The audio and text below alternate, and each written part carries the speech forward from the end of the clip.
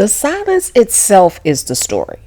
Some people might be assuming that if a court hasn't ruled within a week, that something unusual is taking place.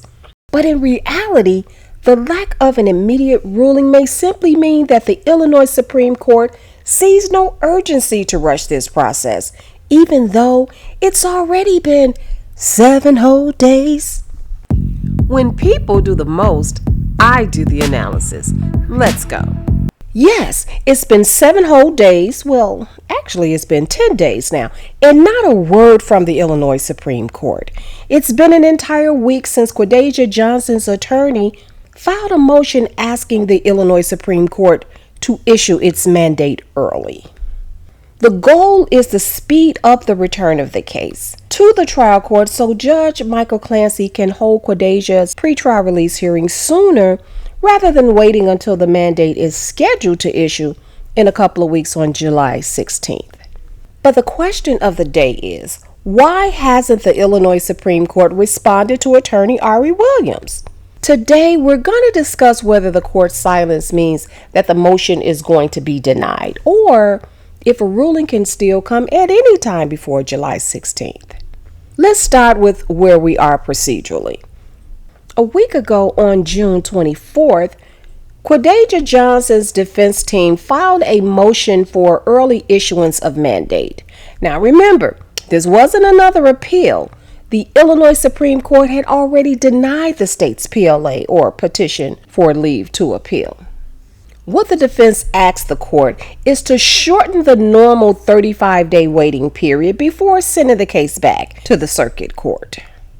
If the defense's motion is granted, then Judge Clancy will regain jurisdiction earlier and potentially schedule Quadajah's release hearing sooner.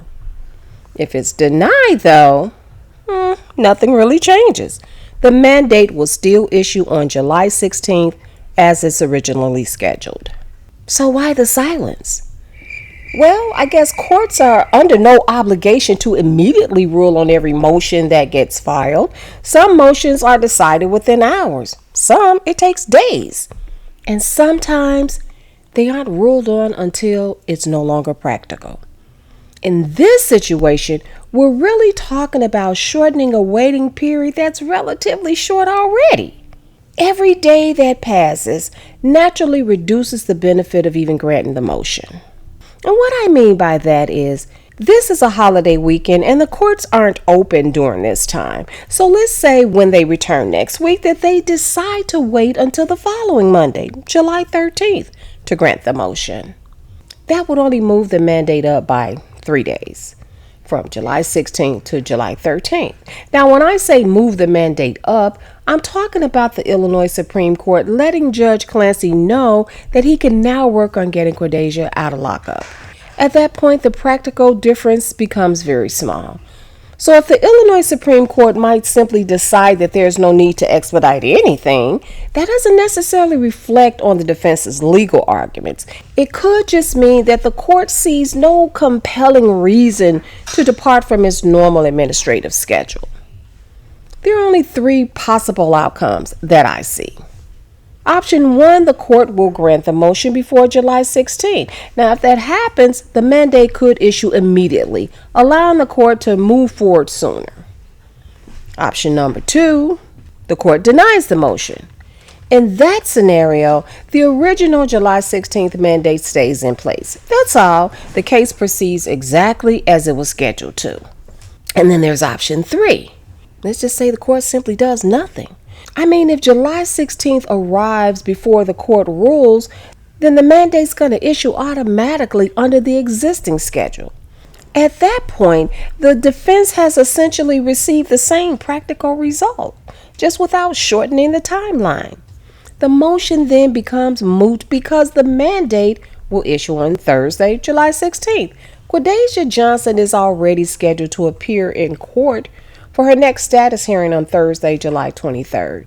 The detention issue, it could be addressed then, unless Judge Clancy wants to schedule a separate detention hearing for Quadajah on another date. So last week I thought this motion had a pretty reasonable chance of being granted because the Supreme Court had already declined to hear the state's PLA.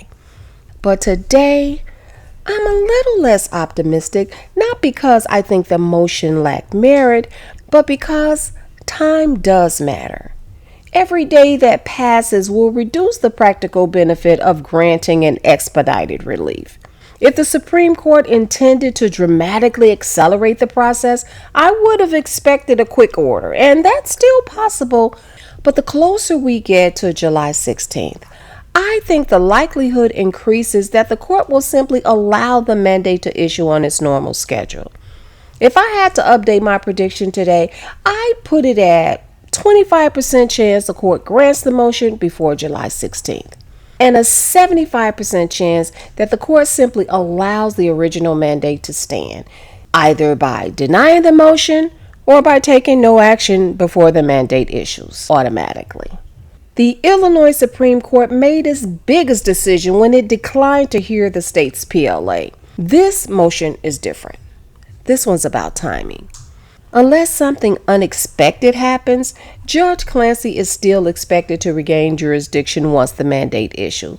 So the remaining question now is, once Judge Clancy receives the mandate from the Illinois Supreme Court, will the conditions for Quadajah Johnson's pretrial release happen a little bit sooner, or will he take his time?